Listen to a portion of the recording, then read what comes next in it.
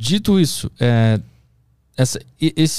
essas verdades absolutas, elas vêm da onde? O que é isso? É aquela pergunta, a matemática ela foi criada ou foi criada ou descoberta, né? Criada ou descoberta. O que você acha? Eu falei pro Guizoli que eu acho que ela foi descoberta. Você acha por quê? Conta pra mim, Arthur. Não sei, porque parece que ela já estava aí e o cara acessou aquela ideia que já existia. A gente até tinha conversado, eu e o Guizoli aqui, ele deu o exemplo da roda. Ele perguntou, tu acha que a roda foi inventada ou descoberta? Para mim ela foi descoberta, ela já existia como potencial.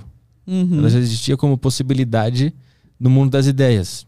E o ser humano descobriu. Para mim, eu acho... É que eu vi aquele documentário na Netflix que fala sobre o número pi. Já viu? Sei.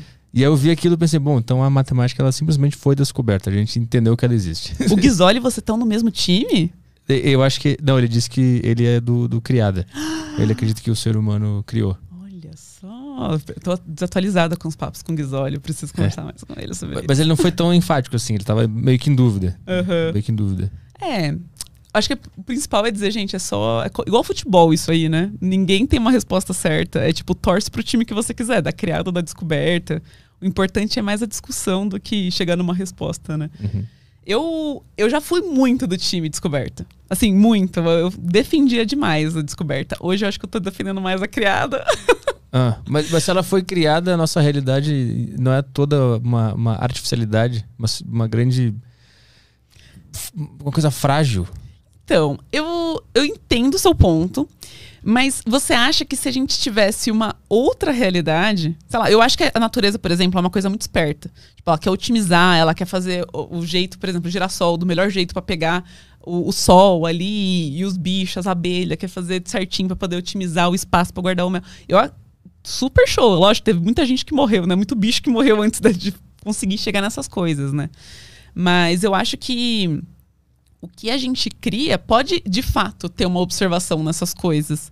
Mas eu acho que a gente cria algo independente daquilo. A gente faz um modelo, a matemática é um modelo que tá referenciado nesse lugar, sabe? Que tá olhando a abelha, que tá olhando o girassol, que tá olhando o movimento dos astros, mas é só um modelo. E a matemática é um rolê à parte da natureza, assim. Tu acha que ela não tá na natureza? É a forma que o ser humano interpreta a natureza. Eu acho que é o jeito que o nosso cérebro faz para organizar e compreender a natureza. Mas e aquela história do número pi que aparece em todos os lugares possíveis? Isso não mostra que tem alguma coisa por trás? Eu acho que isso mostra como a gente procura padrão em tudo. Eu acho que isso conta mais sobre a gente do que sobre a matemática, sabe? Então eu acho que, por exemplo, tem muito isso com o número de ouro também. O que é esse? Que é... O número de ouro é basicamente um número que é encontrado em vários locais. As pessoas tentam achar esse número em todos os lugares. Então, por exemplo, será que se eu dividir a largura do outdoor pela altura do outdoor, eu vou encontrar? Vai. Será que se eu dividir a largura do meu cartão de crédito pela altura do meu cartão de crédito, eu vou encontrar o número de ouro? Vai. E se eu dividir a altura da minha cabeça pela altura do meu queixo até o nariz?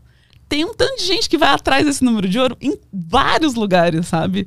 Porque dizem que, inclusive, quem estuda publicidade e propaganda usa muito, né? O Fibonacci, que tá super relacionado para poder criar logos, criar um monte de coisa. Mas eu acho que isso é muito mais uma procura nossa de encontrar uma explicação e um padrão em cima das coisas. Eles estão aí em vários lugares do jeito que a gente descobriu matemática, sabe? Mas eu acho que também é muito sobre a matemática, sobre a natureza ter esses padrões entre ela para ser o mais otimizado, o melhor, que melhor funciona e tal. Então eu sou muito mais do time criada hoje do que do time descoberto. Mas quando tu acreditava que ela tinha sido descoberta, qual era o argumento? Tinha a ver com Deus? Não tinha a ver com Deus. Era muito sobre achar que essa matemática ia existir independente da gente, sabe? Hoje eu acredito muito mais que a gente se pergunta coisas que já são independentes da natureza, sabe? Mas se a gente não existisse, isso aqui teria, sei lá, 50 centímetros, 60, não sei quanto tem. Se a gente não existisse para observar, continuaria tendo tantos centímetros, ou não? Continuaria tendo comprimento. Centímetro, não sei, porque, sei lá, a gente podia chamar isso daqui de qualquer coisa, sabe? Em medida de tamanho, sabe? Igual o americano chama em pés. Sim, né? Tipo, a gente que cria essas coisas, esses nomes para essas coisas. Assim, então, eu acho que o nome na verdade, que é o reflexo da realidade. Que aí já vira a linguagem, né, da matemática. Então, independentemente de a gente chamar de centímetro ou de qualquer outro barulho que a gente faz com a nossa boca, esse fato já existiria. Sim, aqui. Existiria. Então, se a gente não tivesse aqui para observar. Só que eu acho que a matemática em si não existiria, sabe? Porque eu vou tentar ir por um outro lado, assim. Eu acho que essas coisas existiriam, a gente observa ela, cria um modelo que a gente chama de matemática para poder descrever essas coisas, assim como a física faz, a química faz. E aí a gente olha essas coisas que já estão todas prontas e que já estão todas modeladas, igual Euclides já tinha modelado, ou pelo menos organizado essas ideias. E a gente começa a fazer perguntas mais sofisticadas. Perguntas que descolam disso aqui que a gente está observando, sabe? Porque quando a gente fala de pesquisadores em matemática, essas pessoas não estão mais preocupadas com a natureza. Sabe? Muitas das perguntas que um doutorando, um pós-doutorando, um pesquisador em matemática vão fazer nos seus trabalhos, no seu dia a dia, você vai perguntar, por que você está fazendo isso? Ele vai falar, sei lá, só porque é muito divertido, entendeu? Não tem justificativa as coisas que a gente faz. Mas daqui a um tempo, alguém pode olhar aquilo e achar uma aplicação, sabe? Por exemplo, para não ficar muito doido, se a gente for falar de criptografia, o primeiro, tem vários tipos de você criptografar, esconder uma mensagem. Por exemplo, língua do P. Sabe? Fala tudo com P. Eu não consigo, eu não vou passar essa vergonha agora. Mas isso dá um jeito de criptografar sua mensagem. Ou criar código, aí você passa pro amigo, o amigo descriptografa lá do outro lado, tal. Tem vários jeitos. Beleza. Só que um dos jeitos que a gente usa em vários dos lugares hoje com tecnologia é a criptografia que a gente faz a partir dos números primos. Só que a gente já sabe o que é um número primo desde Euclides. Euclides escreveu nos elementos que era o número primo.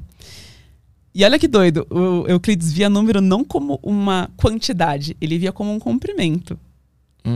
Olha só que doidura. Então, por exemplo, ele falava assim, ó, isso daqui ó, é o número 1, daqui até aqui é o número 1. Se a gente tiver 2 vezes isso, é o número 2. Se a gente tiver 3 vezes isso, é o número 3. E então ele falava de que número era esse comprimento de coisa.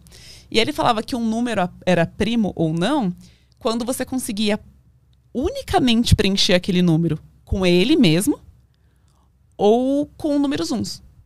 Aí você tentava preencher com 2, não dava. Tentava preencher com 3, ou faltava ou sobrava. Com 4, ou sobrava ou faltava. Então aquele número era primo. Então hoje a gente vê na escola, né? O 2, o 3, o 5, o 7, por aí vai. Então, só para entender, o número 1, ele é a base de tudo. É. Tá, para ele conseguir analisar essas... O 1 é o que manda em tudo. É o que manda. A partir do 1, tu entende os outros. Exatamente. Tá, e aí depois? Aí você vai preenchendo esses... Beleza, descobriu quem são os primos. A partir desse momento que... Ah, beleza, a gente chamou isso daqui de número primo, a gente começa a fazer a pergunta, tá, mas será que tem infinitos números primos? Lá em Euclides também. Ele já tinha uma forma de argumentar e falar, tem infinitos. A gente já sabe que tem infinitos. A gente consegue achar todos? Não. Tem uma fórmula para achar primo? Também não. A gente não sabe essas coisas ainda, sabe? São perguntas que desde Euclides se fazem e ainda estão sem resposta. Tudo isso para chegar hoje e falar, caraca, dá para usar esses primos aí para poder fazer criptografia, uns números gigantão, que ninguém vai achar, não sei o que lá. A gente consegue usar ele como uma chave para poder esconder as mensagens, criptografa as coisas, não sei o que lá. Então, tipo assim, é um rolê que existe há muito tempo. Que talvez o Euclides não tava nem aí, entendeu? Pra tal da criptografia. O Euclides tava só fazendo umas perguntas legais. Só que aí, ao longo do tempo, alguém olha para esse conhecimento que já existe e fala, beleza, eu vou aplicar isso daqui então. Dado que esse conhecimento existe, sabe? Então, as nossas mensagens são criptografadas graças aos números primos? É isso? Também. Não é o único tipo, mas é um tipo bem eficiente de criptografia. Mas como que transforma a mensagem num... Como é que o número primo age nessa criptografia? Esse número primo, ele vai basicamente esconder a mensagem, sabe? Então, quando você criptografa com seu amigo, você conta pra ele assim, ó, tem uma regra. Vamos combinar essa regra aqui. E aí você combina essa regra e tem uma chave para colocar para essa regra funcionar. E essa chave dessa regra vai ser um número primo. Ah, entendi. É isso. E aí a gente tem computador que descobre números primos muito grandes, né? A gente não precisa ficar calculando. Mas a gente tem essas procuras por números primos gigantescos, porque, enfim, aí elas vão ser essas nossas chaves para poder guardar as informações. Eu vi o teu vídeo que tu mostra lá o maior número primo conhecido até recentemente, né? 2019, né? Que é um computador que fica rodando lá, um algoritmo pra conseguir encontrar, né? E era um puta número. Sim, é gigantesco. Que o final era -1, era não sei o que é -1. É um 2 elevado a um monte de coisa, -1. É isso. Então, por exemplo, a senha da mensagem podia ser o 7. Podia ser o 7. Mas seria muito simples de descobrir a mensagem. Uhum. Então a gente usa esses números maiores, que são primos, pra ser a senha da mensagem. Isso. Ah, interessante. Doideira. Interessante.